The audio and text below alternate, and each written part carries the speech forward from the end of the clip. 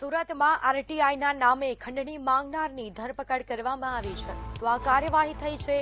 તો આરટીઆઈના નામે ખંડણી માંગવામાં આવી હતી ત્યારે તેઓની ધરપકડ કરવામાં આવી છે. 20 લાખથી ખંડણી માંગનાર પ્રશાંત કાછડિયાની ધરપકડ થઈ.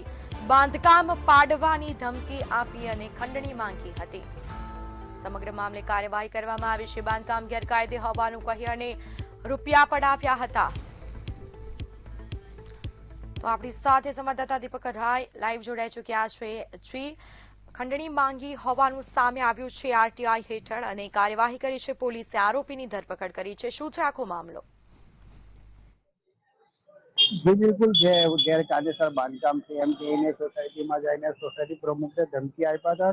ખાસ કરીને બાંધકામ અટકાવી દેવાનું અને તોડી દેવાનું પણ ધમકી આપ્યા હતા. ત્યારે 20 લાખ રૂપિયાની ખંડણી માંગ્યા હતા અને કતારગામ વેપારીનું એક બાંધકામ હતું જે ધમકીના આધારે વેપારી પાસેથી 50,000 રૂપિયા પણ પડાવી લીધો હતો. જેનો વિડીયો પણ સોશિયલ મીડિયા પર વાયરલ થયો હતો અને ખાસ કરીને જયારે વિડીયો વાયરલ થયો ને વેપારીએ જયારે કમ્પ્લેન કર્યો ત્યારે ચોકબજાર પોલીસ સ્ટેશન આરોપીને ધરપકડ કરીને આગળની કાર્યવાહી હાથ ધરી છે. પણ આ જે આરોપી છે આરટીઆઈ કરીને લોકો જોડે આવી રીતે પૈસા ખંડીને લેતો હતો ને ખાસ કરીને જયારે આરોપીને એમ કહેવામાં આવતું હતું કે તમારું બાંધકામ છે એ ગેરકાયદેસર છે, તોડાવી દેવામાં આવશે, આમાં તમારે આટલું પૈસા આપવું પડશે, તો અમે એને સેફટીમાં ભલામણ કરશું નહીં તોડશે, એવી રીતે વિભિન્ન પ્રકારની વાતો કરીને જે વેપારી છે એમની જોડે 20 લાખની ખંડણી માંગવામાં આવ્યો હતો. અને જયારે આરોપી 50,000 લેવા આવ્યો હતો ત્યારે એને વિડીયો બનાવી લેવામાં આવ્યો હતો અને વિડીયોને આધારે પોલીસે જેને ધરપકડ કરીને આગળ કાર્યવાહી કરી રહી છે.